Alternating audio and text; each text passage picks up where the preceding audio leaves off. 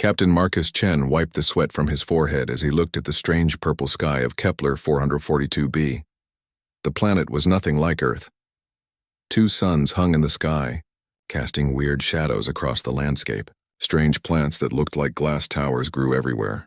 The air smelled sweet, like flowers mixed with metal. Chen had been a soldier for 15 years. He had fought in 3 wars and seen things that kept him awake at night. But this was different. This was humanity's first real contact with aliens who built cities and had families. "Sir, the settlement is just over that hill," said Sergeant Williams. She pointed toward a group of tall, shimmering buildings that seemed to grow from the ground like trees. Chen nodded and checked his weapon. Behind him, 12 soldiers waited for orders. They were all nervous. Everyone had heard the stories from the other colonies. Some aliens were friendly, others tried to kill humans on sight. Nobody knew what these ones would do. "Remember the rules," Chen said to his team. "We're here to talk, not fight. Keep your weapons down unless I say otherwise." Private Rodriguez shifted uncomfortably. Chen knew Rodriguez had lost his brother on Titan when spider-like aliens attacked a mining station. The young soldier's hands shook every time they met new aliens. "Rodriguez, you stay in the back," Chen ordered. "Williams, you're with me up front." They walked over the hill and saw the alien settlement below. It was beautiful in a way that made Chen's chest feel tight. The buildings were tall and curved, made of some kind of crystal that caught the light from both suns. Gardens with plants in colors that didn't exist on Earth spread between the structures. Small streams of clean water ran through the settlement like silver ribbons. The aliens themselves were amazing. They were taller than humans, maybe 7 feet tall, with long arms and legs. Their skin looked like it was made of tiny jewels that changed color in the light. They moved with grace like dancers. Their eyes were large and dark, and when they looked at the humans, Chen felt like they could see straight into his soul. A group of alien children played in a courtyard. They laughed as they chased floating balls of light. The sound was musical, like wind chimes in a gentle breeze. "They look peaceful," Williams whispered. Chen agreed. These aliens seemed to live in harmony with their world. There were no weapons visible anywhere. No walls or defenses. Just a community of beings living their lives. One of the aliens, taller than the others with silver markings on its forehead, walked toward the humans. It moved slowly with its hands visible. Chen recognized this as a sign of peace. "I think that's their leader," Chen said quietly. "Everyone stay calm." The alien stopped 10 feet away and made a sound like singing. A small device on its belt glowed, and suddenly words came out in perfect English. "Welcome, strangers from the sky," the alien said through the translator. "I am Elder Voss. We have watched your ships arrive. We come in peace." Chen stepped forward. This was the moment that would decide how humans and this alien race would interact forever. He wanted to get it right. "I am Captain Marcus Chen of the Earth Colonial Marines," he said. "We also come in peace. We want to learn about your people and share knowledge." Elder Voss tilted its head in what might have been approval. Other aliens gathered around, curious but not afraid. Chen felt hope growing in his chest. This could be the beginning of something wonderful. But then everything went wrong. A small alien child, probably only 7 years old in human terms, ran too close to the human group. The child's skin sparkled with excitement as it stared at the strange visitors. It made happy chirping sounds and reached toward Chen's weapon, fascinated by the metal. Rodriguez panicked. The young soldier saw the alien child reaching toward a weapon, and his mind flashed back to Titan, to his brother's death, to aliens with claws and teeth attacking without warning. "Contact!" Rodriguez screamed and fired his weapon. The energy blast hit Elder Voss in the chest. The alien leader fell backward, its silver markings flickering and going dark. "No," Chen shouted, but it was too late. Rodriguez kept firing. Other soldiers, trained to react to the word contact, raised their weapons and joined in. The peaceful settlement erupted into chaos and terror. Aliens scattered in all directions, their musical voices now filled with fear and pain. Some tried to protect their children, others ran toward the buildings. None of them fought back. They had no weapons. "No way to defend themselves! Cease fire!" "Cease fire!" Chen yelled, but his words were lost in the noise of energy weapons and screaming aliens. One of the crystal buildings caught fire and began to crumble. The beautiful gardens were torn apart by stray shots. The streams of clean water turned dirty with ash and debris. Chen grabbed Rodriguez and threw him to the ground. "What have you done?" he demanded. Rodriguez's eyes were wild with fear and confusion. They were attacking. Just like on Titan, I had to. They weren't attacking, Chen shouted. They were greeting us. But the damage was done. In less than 2 minutes, the peaceful first contact had become a massacre. Chen looked around at the destruction and felt sick. This was not what humanity was supposed to be. Through the smoke and chaos, Chen heard a sound that broke his heart. A child crying. Not the musical laughter from before, but the desperate sobbing of someone who had lost everything. Chen ran toward the sound, leaving his squad behind. He found the alien child hiding behind what had been a school.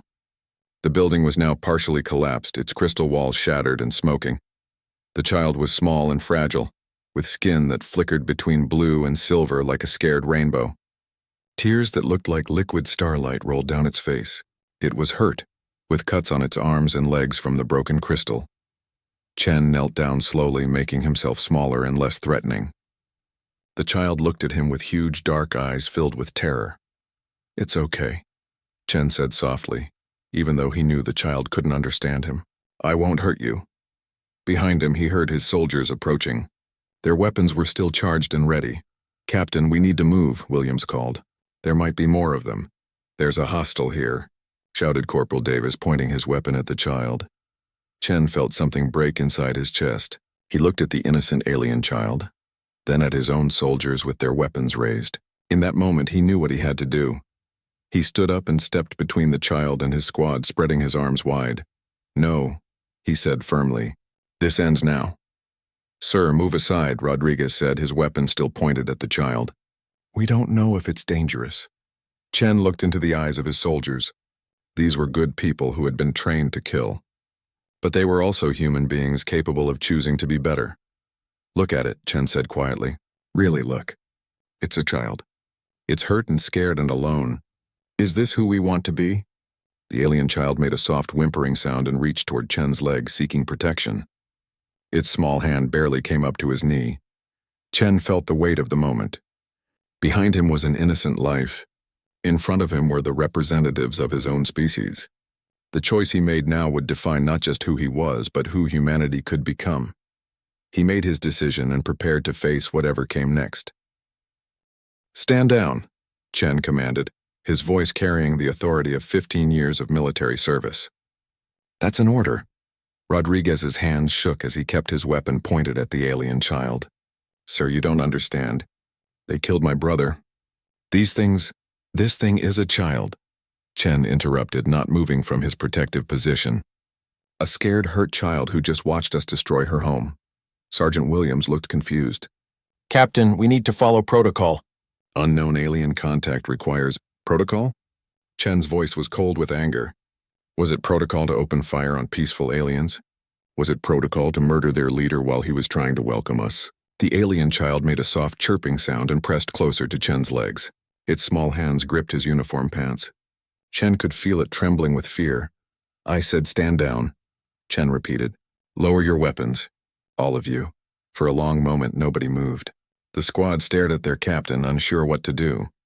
They had been trained to obey orders, but they had also been trained to see aliens as potential threats. Williams was the first to lower her weapon. "Yes, sir," she said quietly. One by one, the other soldiers followed her lead. All except Rodriguez, who still had his energy rifle aimed at the child. "I can't," Rodriguez whispered. "What if it calls for help? What if more of them come?" Chen looked at the young soldier with sad eyes. He understood Rodriguez's fear. He had lost someone important, and that loss had twisted into hatred and suspicion. But Chen couldn't let that fear hurt an innocent being. "Rodriguez," Chen said gently. "Look at her. Really look." The alien child was crying, making small musical sounds of distress. Her skin had turned a pale blue color, and Chen somehow understood this meant she was very afraid. She couldn't have been older than a human 7-year-old. Her legs were skinned from falling when the buildings collapsed. One of her arms hung at an odd angle, probably broken. "She's not a threat," Chen continued. "She's a victim. We did this to her." Rodriguez's weapon wavered. "But the others? The others were peaceful," Chen said firmly. "They welcomed us. They offered friendship. And we responded with violence." The soldier's face crumpled. The weight of what had happened seemed to hit him all at once. His weapon fell to his side as he sank to his knees. "Oh God, what did I do? What did I do?" Chen felt the child tug on his pants. She was pointing toward the ruined settlement and making urgent chirping sounds. Even without a translator, Chen could understand what she was trying to say. She was looking for her family. Williams, Chen called. Get the med kit. She's hurt. Williams hesitated. Sir, we don't know anything about their biology. What if we make it worse? Then we try anyway, Chen said. It's the least we can do. As Williams brought the medical supplies, Chen slowly knelt down to the child's level.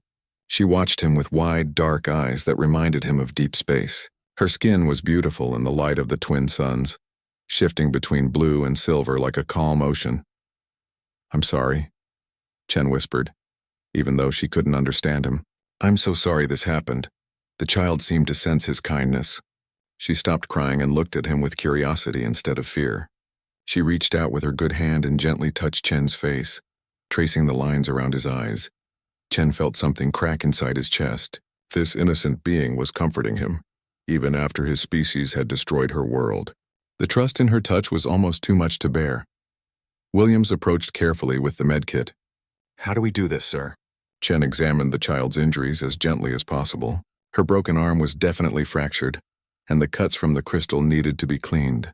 He started with the wounds he understood, using antiseptic wipes to clean the cuts on her legs. The child flinched at first, but when she realized Chen was trying to help, she held still. She even made soft humming sounds that seemed to mean thank you. She's trusting us, Williams observed quietly. After what we did, she's still trusting us. Chen wrapped the child's cuts with bandages from the medkit. For her broken arm, he used a piece of his own uniform to make a sling. It wasn't perfect, but it would help support the injury. While he worked, the child began to make different sounds. She pointed toward the ruins and spoke in her musical language. Then she pointed to herself and said something that sounded like Lyra.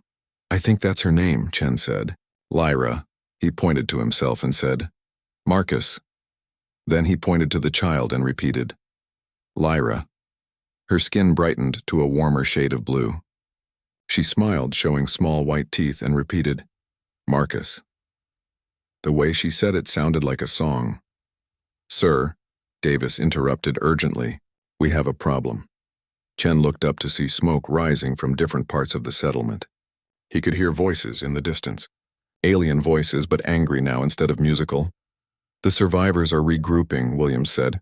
They're probably coming to look for her.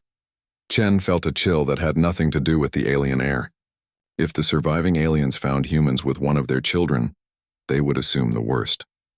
They would think Chen's squad had taken her as a prisoner or hostage. And there's more, Davis added. I'm picking up radio chatter from base. Colonel Harrison is sending reinforcements. Sounds like they think we're under attack. Chen closed his eyes and tried to think. In a few hours, maybe less, this place would be swarming with human soldiers looking for a fight. The aliens would be searching for their lost child and preparing to defend their home. When the two groups met, there would be another battle. More death, more destruction, unless someone stopped it. Chen looked down at Lyra, who was still holding on to his uniform. She had lost her family and her home in less than an hour. She trusted him, even though he represented the species that had hurt her. We need to get out of here, Rodriguez said nervously, before they find us. And go where? Chen asked. Back to base to report that first contact was a complete disaster? Back to tell them we started a war on the first day. What else can we do? Williams asked. Chen stood up slowly, careful not to disturb Lyra. She looked up at him with those deep, trusting eyes, and he made a decision that would change everything. We're going to find her family, he said. We're going to return her safely and try to make this right. Sir, Davis protested, that's not our mission. We should return to base and let Command handle this. Command will handle it by sending more soldiers with bigger guns, Chen replied. This child is our responsibility now. We broke her world. We need to try to fix it. Rodriguez looked up from where he still knelt on the ground. Captain, they'll court-martial us for this. Chen looked around at his squad. These were good soldiers who had followed him through battles and difficult missions. They trusted his judgment even when they didn't understand his decisions. Maybe, Chen said, but I'd rather face a court-martial than look at myself in the mirror knowing I abandoned a child I could have helped. Lyra made a soft questioning sound and tugged on Chen's pants again. She pointed toward the mountains in the distance and spoke urgently in her musical language.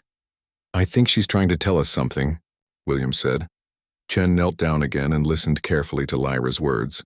She kept pointing toward the mountains and making the same sounds over and over. Finally, she touched his face again and said something that sounded like "Mama." Chen's heart clenched. She was telling him where her mother was. Maybe her family had escape routes or safe places in the mountains. Maybe there was still hope. "Gear up," Chen ordered his squad.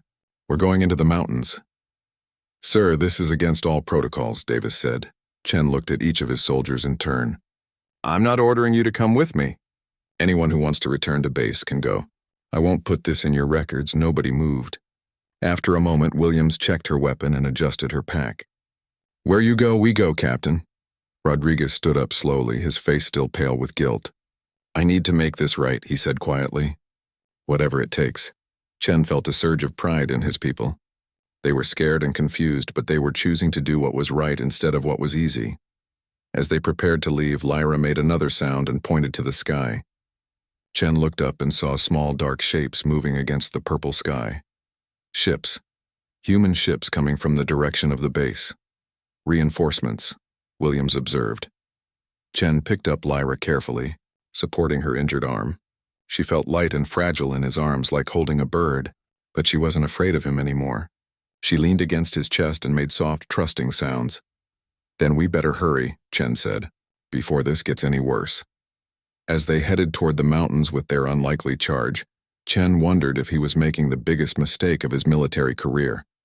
But when he looked down at Lyra's peaceful face as she dozed in his arms, he knew he was finally doing something right.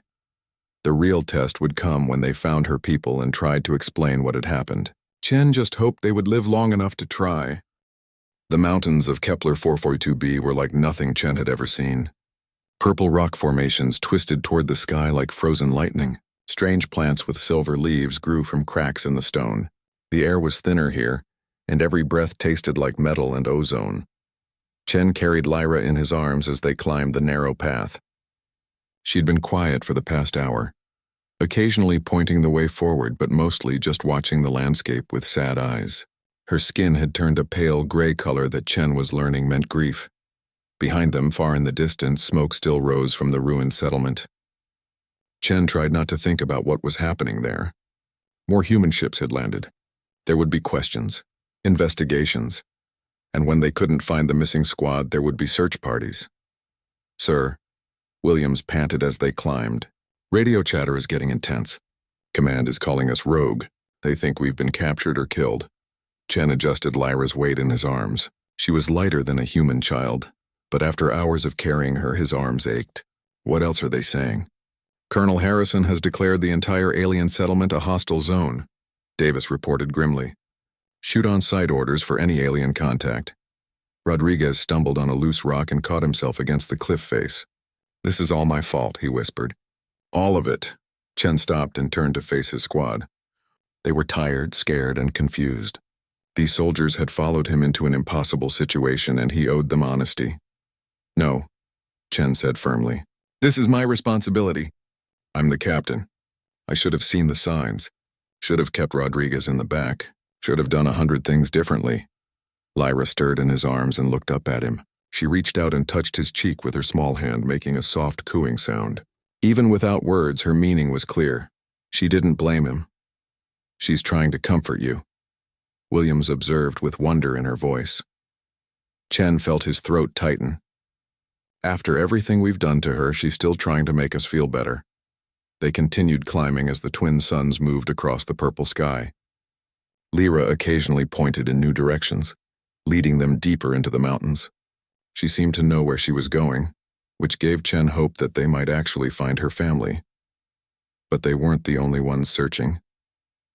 As they crested a ridge, Chen heard the unmistakable sound of aircraft engines. He quickly motioned his squad into the cover of some large boulders, just as 2 human dropships flew overhead, scanning the mountainside with searchlights. "They're looking for us," Davis whispered. Lyra had gone completely still in Chen's arms. Her skin turned almost black, and she pressed her face against his chest. Chen realized she was terrified of the human ships. "It's okay," he murmured to her. "I won't let them hurt you." But even as he said it, Chen wondered if he could keep that promise. His own people were hunting them now. If they were found, Lyra would be taken as evidence. She would be studied, questioned, maybe even dissected to learn about her species. The thought made Chen feel sick. After the ships passed, they continued their journey. The path led through a narrow canyon where strange crystals grew from the walls like frozen music.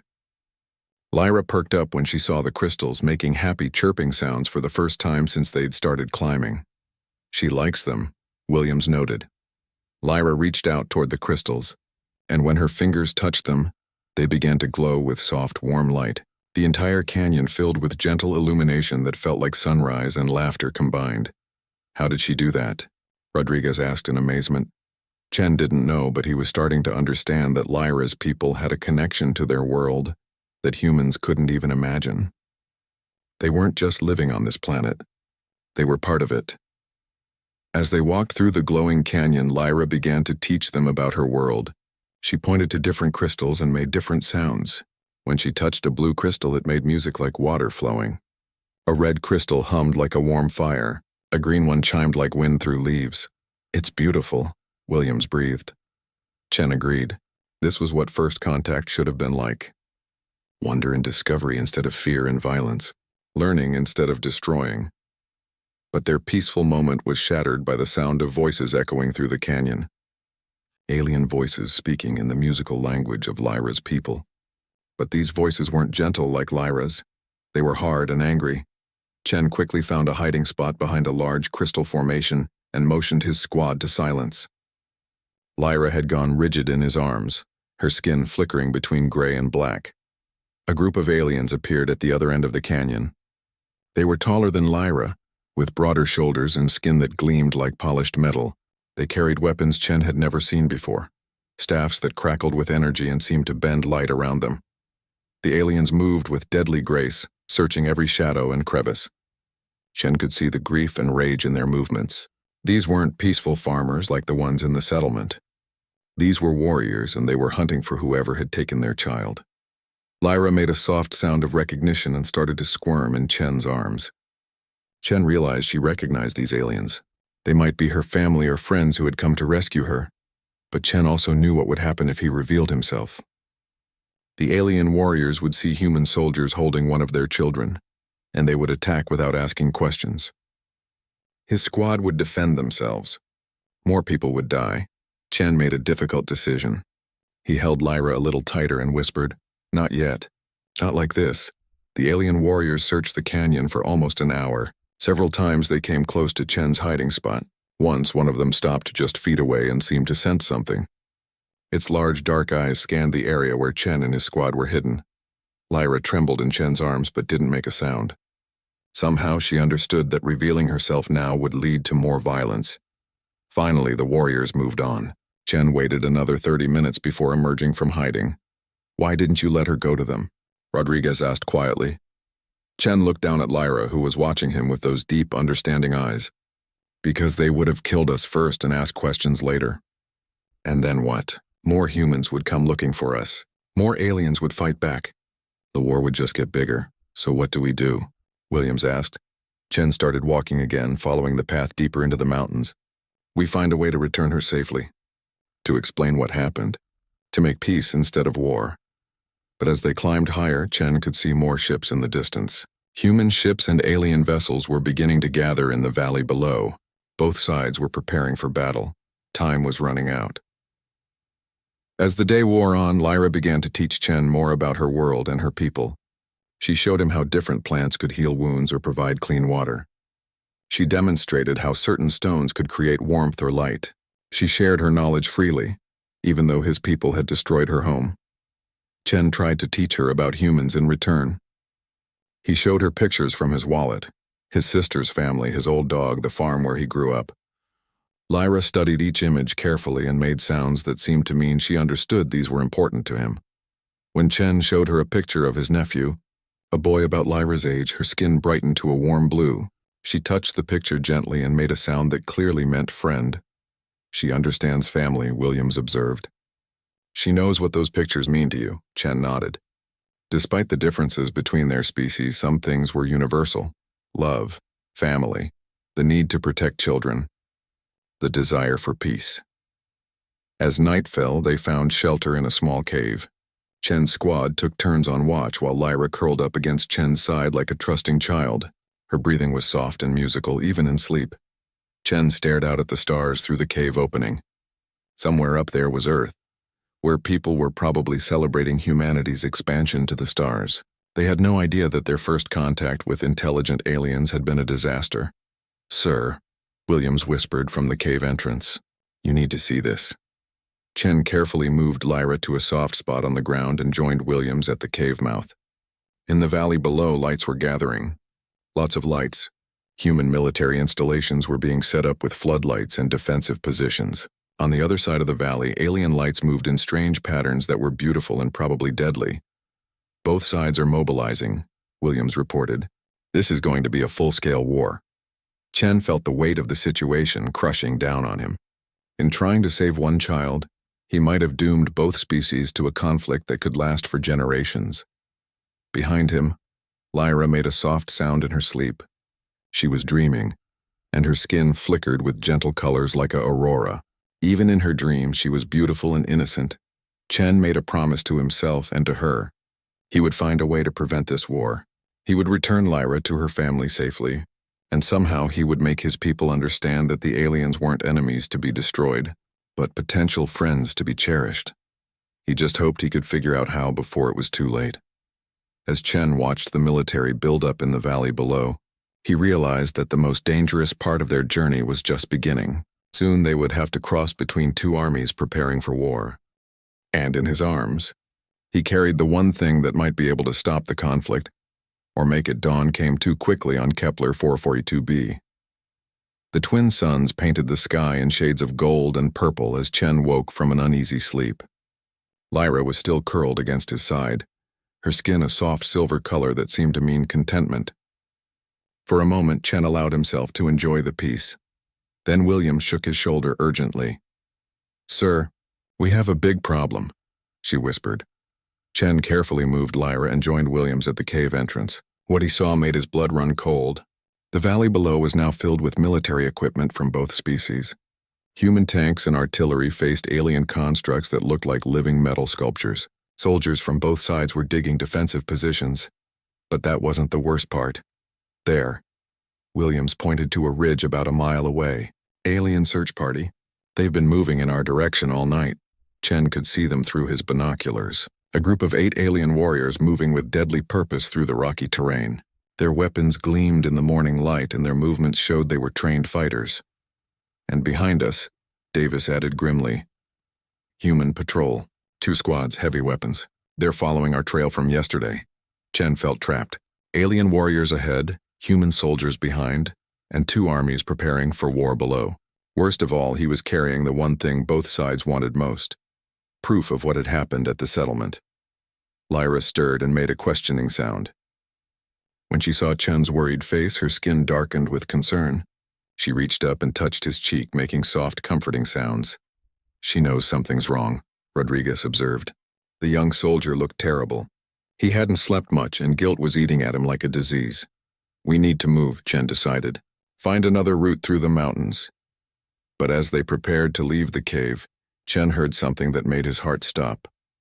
A voice calling through the mountain air. A musical, heartbroken voice calling a name he recognized. "Lyra! Lyra!"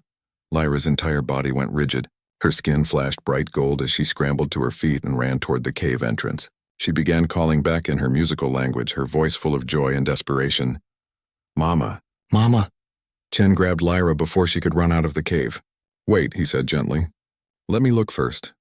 He peered out carefully and saw a single alien figure standing on a rock outcrop about 500 yards away. This alien was different from the warriors. Taller, more graceful, with skin that shifted between silver and deep blue like the ocean at twilight. Elaborate markings covered her arms and face, suggesting high rank or importance.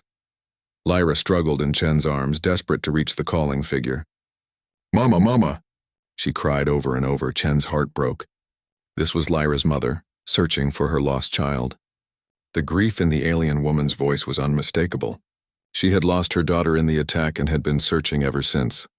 "Let her go," Rodriguez said quietly. "She belongs with her family." Chen looked at his squad. They were right. Lyra needed to be with her people. But Chen also knew what would happen the moment her mother saw human soldiers with her child. "Sir," William said urgently, "the alien search party has heard the calling. They're moving this way fast." Chen could see the warriors converging on their position. In minutes, they would surround the cave. And when they found human soldiers holding an alien child, there would be violence. Chen made a decision. "You three get out of here," he ordered his squad. "Circle around and try to make it back to base." "What about you?" Williams asked. Chen looked down at Lyra, who was still calling for her mother. "I'm going to return her, alone." "Sir, that's suicide," Davis protested. "They'll kill you on sight." "Maybe," Chen admitted. "But it's the right thing to do. And maybe, if I'm alone and unarmed, they'll listen before they shoot." Rodriguez stepped forward. "I'm going with you. This is my fault. I should be the one to face the consequences." Chen shook his head. "You have a life to live. Learn from this. Do better next time." Before his squad could argue further, Chen walked out of the cave with Lyra in his arms. He had removed his weapons and left them behind. If this was going to work, he had to show complete trust. Lyra saw her mother and began crying with joy. Her skin blazed with golden light as she called out in her musical language. The alien woman on the rock saw them and froze. For a moment, Chen could see the confusion and fear in her posture. Her child was alive, but she was being held by one of the creatures that had destroyed their settlement. "Mama," Lyra called again, reaching toward her mother with both arms. The alien woman, Thesia, Chen would later learn her name, made a sound like breaking crystal. It was the cry of a mother seeing her lost child alive. She began moving toward them, but carefully, unsure what the human intended. Behind Thesia, the alien warriors emerged from the rocks, 8 of them, weapons raised, surrounding Chen in a loose circle. Their skin had turned dark red with anger and battle readiness. Chen stood perfectly still, holding Lyra gently. He made no sudden movements as the warriors closed in. Thesia approached slowly, her large dark eyes never leaving Chen's face. When she was 10 feet away, she stopped and spoke in her musical language. Chen couldn't understand the words, but the meaning was clear. "Give me my child." Chen knelt down slowly and set Lyra on the ground. The little girl ran to her mother on unsteady legs, crying with happiness. Thesia gathered her daughter into her arms, holding her close and making soft sounds of relief and love. The reunion was beautiful and heartbreaking. Chen watched as Thesia examined Lyra's injuries, the bandages he had applied, the sling for her broken arm. Her expression grew confused as she realized the human had been caring for her child, not harming her. Lyra began speaking rapidly in her musical language, pointing back at Chen and making gestures. Chen could guess what she was saying, that he had protected her, helped her, carried her to safety. Thesia looked at Chen with new eyes. The hatred and suspicion were still there, but now mixed with confusion and something that might have been gratitude. One of the warriors spoke harshly to Thesia, gesturing at Chen with his weapon. Chen didn't need a translation to understand. The warrior wanted to kill the human who had been present when their settlement was destroyed. But Lyra stepped between Chen and the warrior, spreading her small arms wide in a gesture that reminded Chen painfully of his own actions back at the settlement. She spoke firmly to the warrior in her musical language, her skin flashing with determined gold. "She's protecting me," Chen realized with amazement, "just like I protected her." Thesia watched the exchange with growing understanding. She spoke to Lyra in gentle tones, asking questions. Lyra answered at length, occasionally pointing at Chen or mimicking his actions. Finally, Thesia approached Chen directly. She was tall, almost a foot taller than him, and graceful in a way that made Chen feel clumsy. Her skin was beautiful, shifting colors like deep water, and her eyes held an intelligence that was both alien and familiar. She knelt down so they were at the same level and studied his face carefully. Then she reached out slowly and touched his cheek, just as Lyra had done so many times during their journey. "Marcus," she said in accented but clear English. Chen was stunned. She had learned his name from Lyra and somehow figured out how to pronounce it. "Thesia," Lyra said, pointing to her mother and then to Chen. "Marcus." Thesia nodded and spoke in her own language, then switched to broken English. "You protect my child?" "Yes," Chen said simply. "Your people. They destroy. They kill." Thesia's voice was filled with pain. Chen felt shame wash over him. Yes, I'm sorry. So sorry. Thesia studied him for a long moment. Then she did something that shocked everyone present. She placed her hand over her heart and spoke formally in her musical language. Lyra gasped and her skin blazed with excitement. One of the warriors protested angrily, but Thesia silenced him with a sharp gesture. What did she say? Chen asked. Lyra bounced excitedly and spoke rapidly in English words she had learned during their journey. Family, Mama says family. You are family now. Chen looked at Thesia in amazement. She nodded solemnly and repeated the gesture, placing her hand over her heart and speaking the formal words again. In our culture, Thesia said carefully in English, when someone saves a child's life and cares for them as their own, they become part of the family. You are now my son in the eyes of my people. The alien warriors looked stunned. Some seemed angry, others confused, but none dared contradict Thesia's decision. I don't understand, Chen said weakly. Thesia smiled, and when she did, her skin brightened to match Lyra's golden glow. You stood against your own people to protect my daughter. You carried her to safety. You healed her wounds. You are now he who stands against his own for love. My son. Chen felt tears running down his face.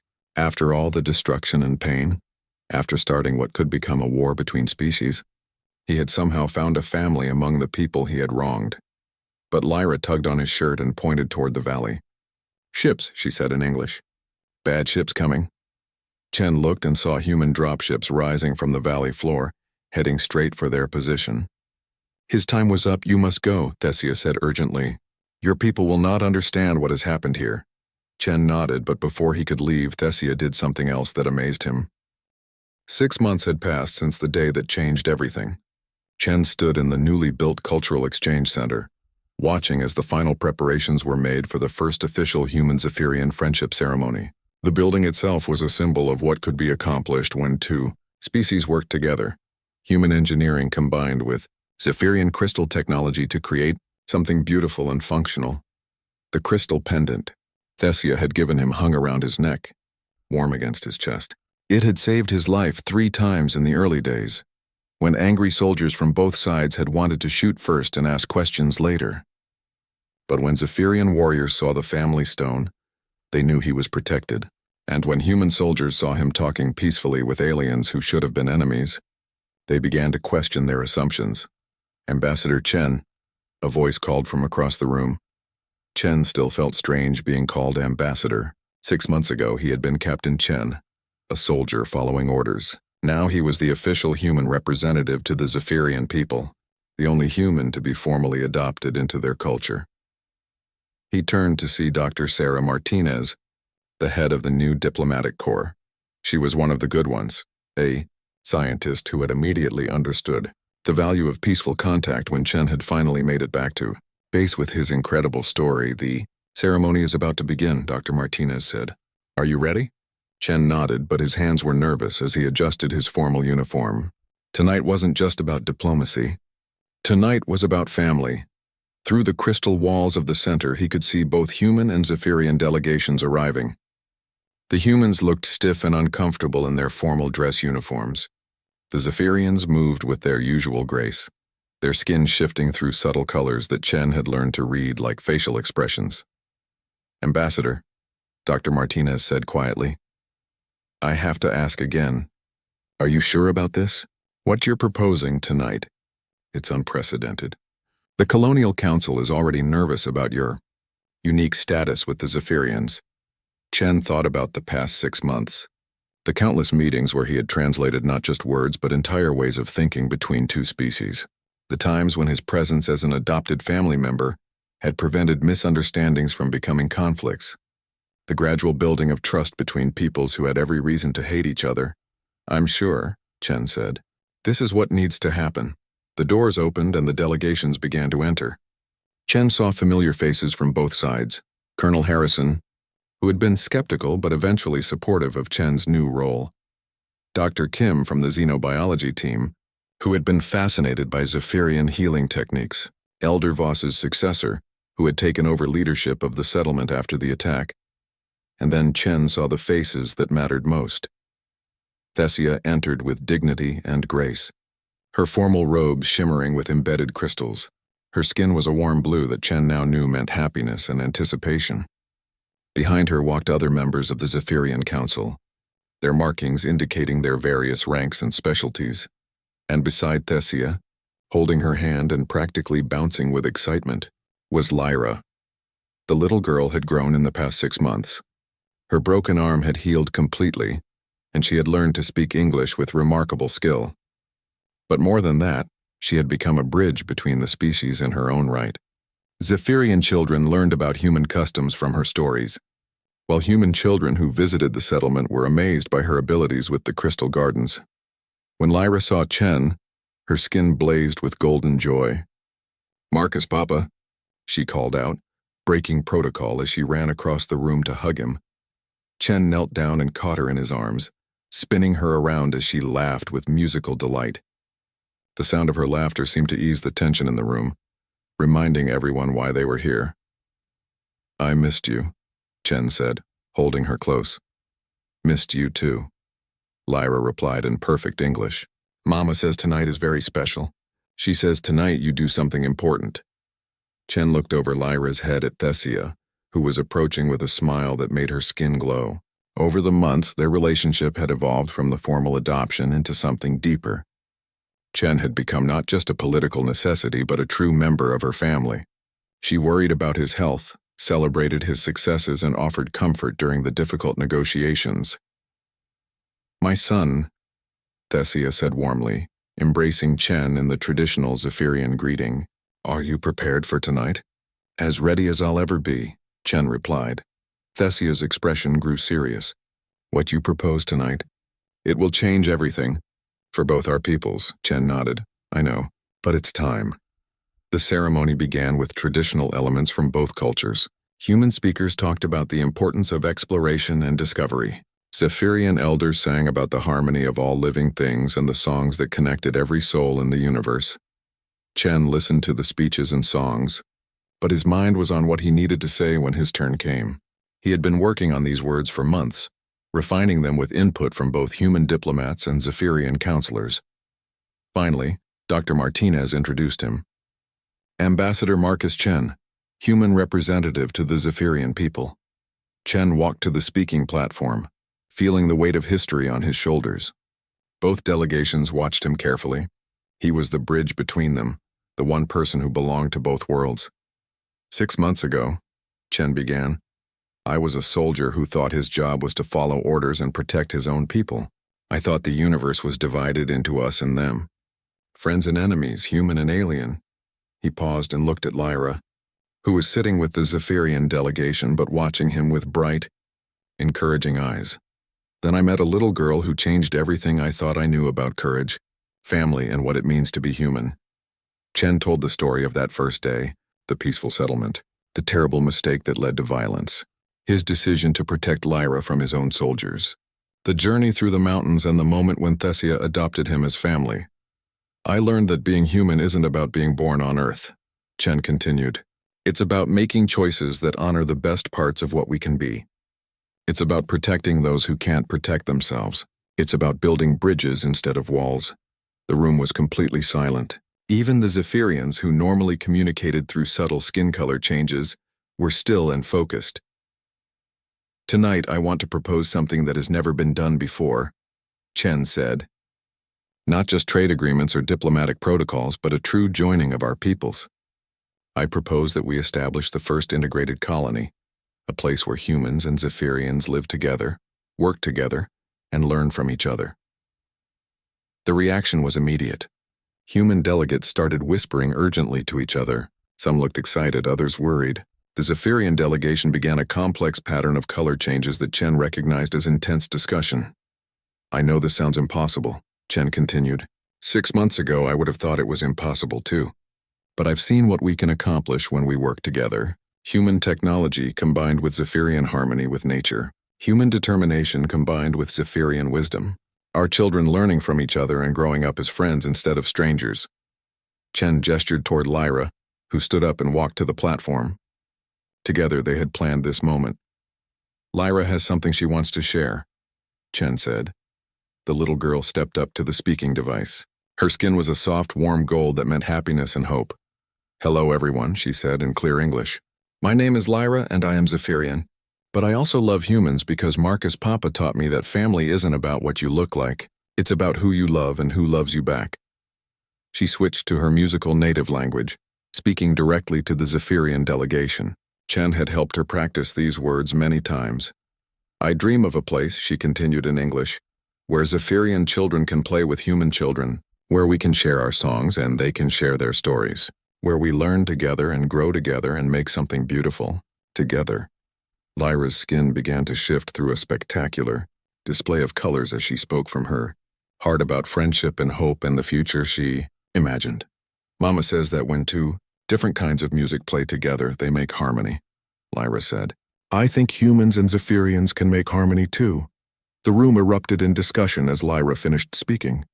Chen could see the delegates from both sides debating intensely. This was the moment when everything would be decided. Theseus stood up and walked to the platform. The room gradually fell silent as everyone waited to hear what the Zephyrian leader would say. Marcus Chen came to us as a representative of a species that had hurt us deeply, Theseus said in clear English. But he proved that individuals can transcend the failures of their people. He showed us that humans are capable of growth, of change, of choosing love over fear. Her skin began to glow with a soft, steady light that meant truth and sincerity. The Zephyrian Council has discussed Ambassador Chen's proposal extensively, she continued. We believe that our peoples can indeed create something beautiful together. We formally accept the proposal for an integrated colony. The human delegation looked stunned. Chen felt his heart racing as he realized they had actually agreed. Colonel Harrison stood up slowly.